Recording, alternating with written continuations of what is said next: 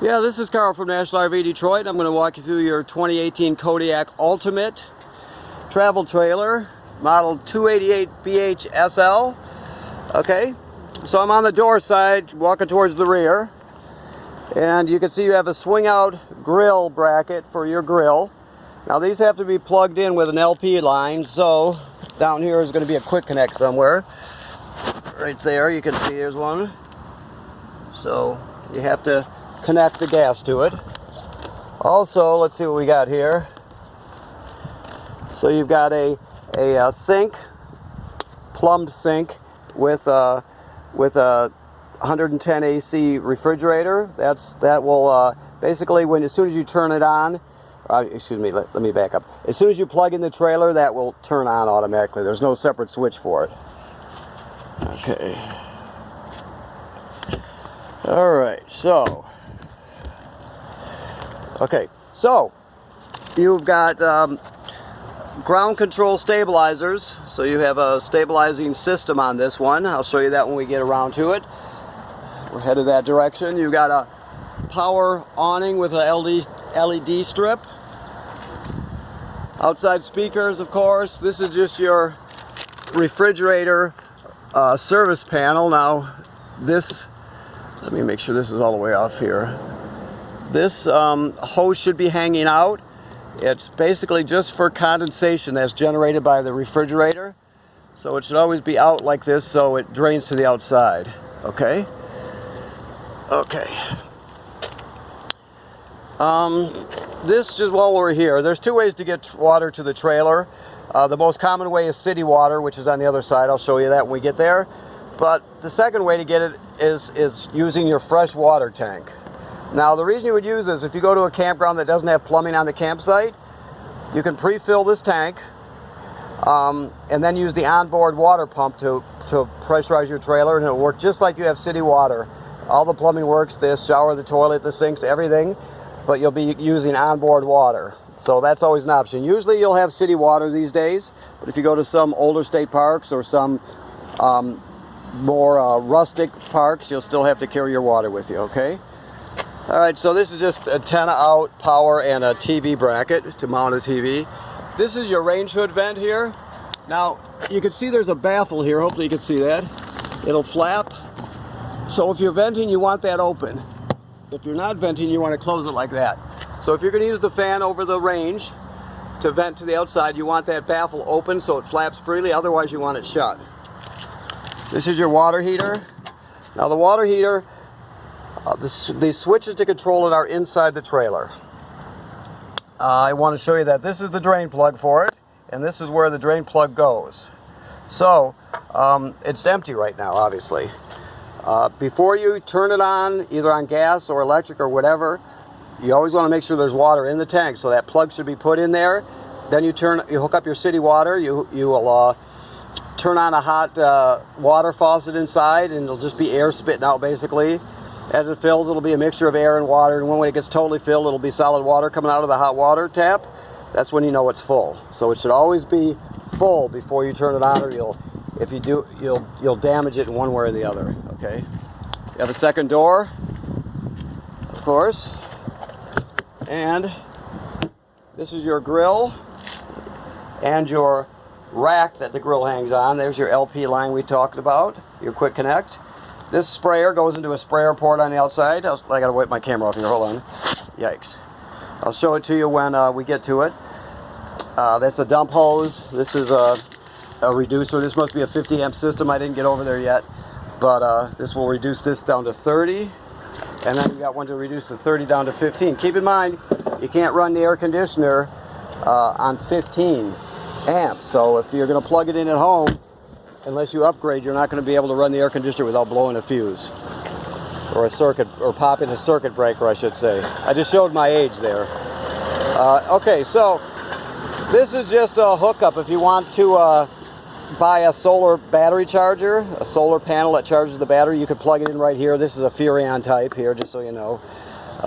That's an option. You have two tanks, a power tongue jack.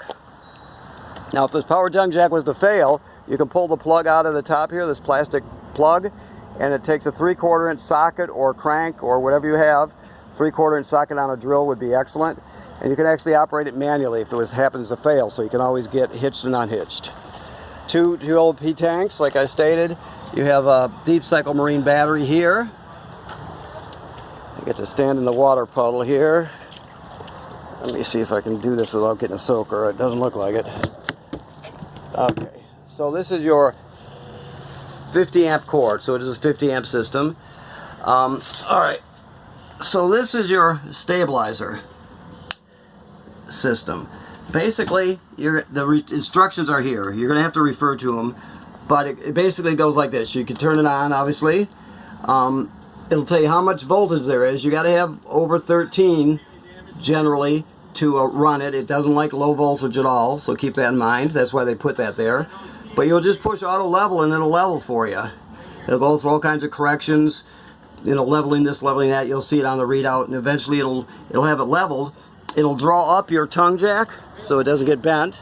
Okay, and then when you retract it, you can go to push to retract. Then you can scroll through this way, and you'll see different options on the little screen here.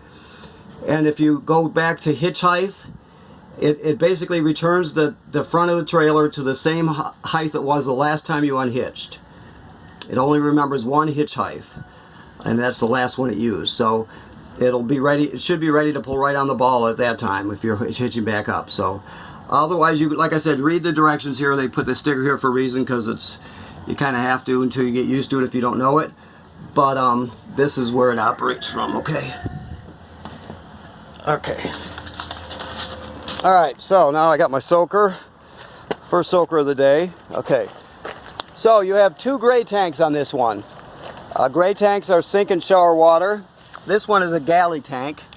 So you're going to hook up to this and just dump it normally. The valve is right there, of course. Now if you come down here, these are your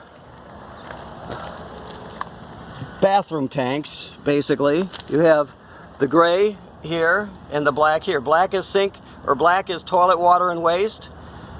Gray is sink and shower water. So you're going to basically hook your hose up onto here. You'll dump the black first by pulling out the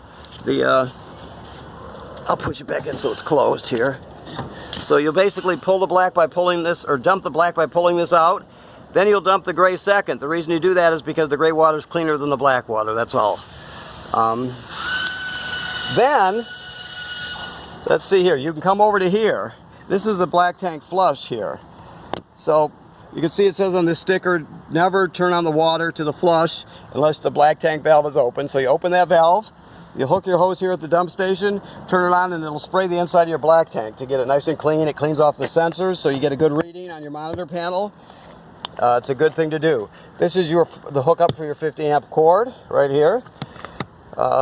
This is just a cable through to the inside of the trailer. And your city water connection. I told you on the other side you could fill the water tank manually if you don't have city water. 9 times out of 10 you're just going to use this. You hook it up, turn it on, you're all set. Also, I showed you that black or the blue sprayer in the front compartment. That's where that plugs in right there. All right. Okay, moving along here. So, that housing up there tells us this is pre-wired for a backup camera. So if you want to get one, it takes a Furrion camera, and it's got to be the one that fits in that housing. Otherwise, it won't fit properly, but it's pre-wired for that camera. So no matter where you get it, if you get it from us or you get it someplace else, make sure you get the one that fits inside there. Also, while we're looking up, you have to inspect your roof at least 3 times a season. Figure once in the spring, once in the fall, once in the middle of the summer. You're going to go up there or have someone else go up there. You walk around, no problem. You look at all the sealant on the roof. You look for any cracking or separation on any of the lap sealant, and if you see it, then you get it taken care of immediately. Some years, sometime you're going to have to do that, so that's why you're inspecting it. You don't know when. All trailers have to be inspected 3 times a season. Okay, let me walk around the other way. Alrighty.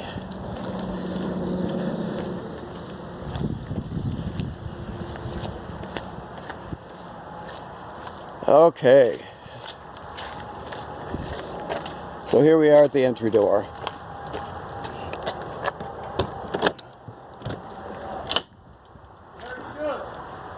Okay, so let me see if we got battery power to get your slide room out here. Let me find the panel first. Probably in here, maybe. Nope. Well, that was a good guess anyway. Oh, we got a touch panel here. Okay, so you turn this on. The code will be 4 zeros for this one. It's default code. You can change it if you want.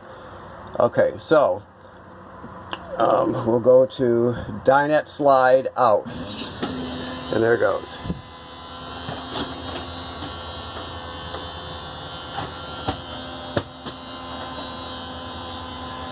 Now this runs off the battery, so I mean if you're somewhere like at a rest area, some rest areas you can't put your slides out, but if you're at a place where you need to bump it out to get to the other part of the trailer or just to relax and have lunch, you don't have to be plugged in, you just have to have a battery.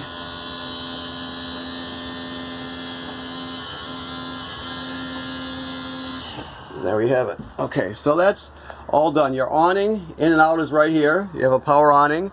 Basically you send the awning out till you can see the awning tube. It goes out 8 feet, you'll see it'll unfurl all the fabric and you'll see the tube, you know you're all the way out. Never leave it out unattended. If you're not going to be at the campsite, you want to bring it in.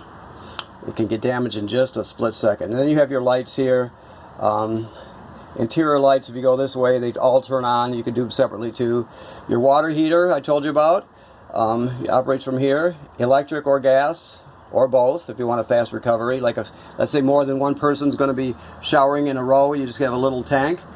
You turn on the gas, then you don't use the gas just to keep the water hot. You would just use it for quick recovery, so you can get through some more than one shower. Generally, you just use the electric. Okay, and of course the lights and that sort of thing. So okay, you can go back pushing the page button or the back button. These are your levels for your tank.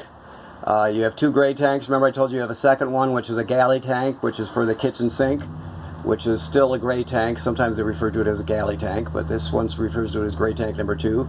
So you can see they're empty. Those dots will fill in as they fill. As it fills, they'll go up in increments, 1/3 increments till it's full. Your battery, you see it's at right now, it's at 12.6. Remember it was at 13 point something when I looked in the front compartment at your leveler, but we just ran the slide out, so that's why it's a little low. Keep in mind it wasn't totally charged. It should have had a little more amperage in it, but as you tow your vehicle down the road, your tow vehicle will charge it, and then when you're plugged in at the campground, this device here will charge it. This is the power converter here. This converts 110 AC down to 12 volt DC. So you can see on this side you've got 110 AC, 110 volts AC circuit breakers, and they're all labeled. These are just like you would have at home. Then the power is converted to 12 volt DC over here, and you've got 12 volt fuses, and they're labeled. If any of these fuses were to blow, they actually light up, and you can see them through this tinted plastic here, so you would know that. And like I just stated, this is also a battery tender, so as long as you're plugged in, it's going to keep your battery charged up. So that's a good thing, obviously. Okay, bunks, those are self-explanatory. Let's do the bathroom real quick here. The sink and shower work like any other sink and shower. This GFCI here, remember all the plugs are wired through a GFCI. So if you're using a coffee pot outside, for example, and it was to pop, you're going to reset it here. Whoops, I'm sorry, get my camera over there. You're going to reset it here. Alright, the thing to know about the toilet is you can't use it dry or without chemical in it. So you got a foot pedal here. Our cleaning lady hasn't been in here yet, by the way, just so you know it's a little dirty, but she'll be in it by the time you get here. Or excuse me, our cleaning person. Boy, I just said something politically correct. I corrected myself. Holy cow. Anyway, so you have to have some chemical in it and water in order to start using this. So whatever chemical you use, you'll read the package and you'll put 1 dose right in there. Then you're going to step on the pedal. Because we're hooked up to water, water's going to come swirling out and go right down there. That's the black tank directly below, right? So you're going to put about 1 gallon of water in there, maybe 2. It doesn't have to be exact. The bottom line is you've got to have chemical in there and a little bit of water to start using it. So let's say you were going to stay at the same campsite but for another week, but you have to dump your tank because it's full. if so, you dump your tank, you would come in here and you repeat that procedure. Put some chemical and about a gallon or two of water in there. All right? You can't use it dry or without chemical. All right, so this is a 3-panel hide-a-bed. So you see that this cushions pull right off, right? Then you're going to grab it down here, you'll pull it out, put the legs down, and then fold the back panel into place. You got a 3-panel foam hide-a-bed, which isn't so bad. Okay. It's like somebody's moving the trailer here while I'm walking around in here, but that's all right. I'll survive it. This is your thermostat here. So you light it up that way. Then you're just going to scroll through fan, air conditioning, and furnace and off. Now the fan is just the air conditioner running without the compressor, so that just circulates some air. All right. There's a lag time of about 5 seconds every time you select something here. It's going to take 5 minutes to turn on or shut. Or I'm sorry, 6 minutes. 5 seconds to turn on or off. So give it a little time. TV, of course. Your radio is it plays CDs and DVDs. You can stream off this wirelessly with Bluetooth. I mean, it's about 110 degrees in here, so you got to bear with me here. You can stream off this USB port with a USB drive. Put all your favorite albums on there, and you can take them all with you. And you can stream wirelessly using Bluetooth from your phone or your tablet. You can do video and audio. So it does a lot. You have 2 different speaker zones. 1 is inside, 2 is the speakers outside. So there's a lot you can do with it. This fireplace down here, you have a remote for both these, by the way, or all 3 of them: TV, radio, and fireplace. So this works off 110 AC. So, in a cool morning or cool nights, you don't want to, if you want to hang on to your LP and save them for cooking, you could just run this. It's a space heater. You could set the look of the flame. You can set the fan speed, low, high, and off. You can there's a timer on it, so there's a lot you can do with it, and it's a good space heater. Okay, your refrigerator is a gas absorption refrigerator, meaning it doesn't have a compressor. It has it'll actually run on gas if you need to. So that operates this way. You turn it on here. Okay, like that. Then you would select auto. Auto means electric. The reason they call it auto is because it automatically searches out electricity. If it can't find it, it'll automatically switch over to gas. So that's the way you want to go with it. You would put it on auto if you're just using it under normal circumstances. Now you can set it to run on gas just by setting it to gas, but it will select gas anyway if it can't find electricity. And one last thing to cool this down, you see the sticker says cooler up, warmer down. This little thing here is called a thermistor. That clip you're looking at, that plastic piece, is just a clip to hold the thermistor. The thermistor is a cylinder that's on the end of the wire there. You just slide it up as high as you can stretch it. And you're just generally going to leave it like that, unless it gets colder outside. Then you might have to back it down, but generally speaking, you keep it all the way up. All right, so you can, I think the gas is off here, but, oh no, it's on. So you turn this clockwise to spark it. The oven, you have to light with a lighter. So you need a grill lighter. All the way back here is a pilot light, okay?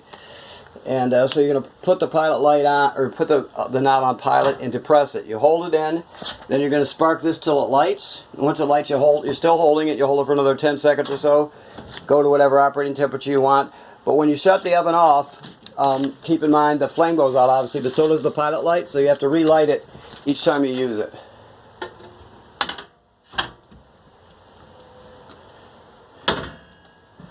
Okay.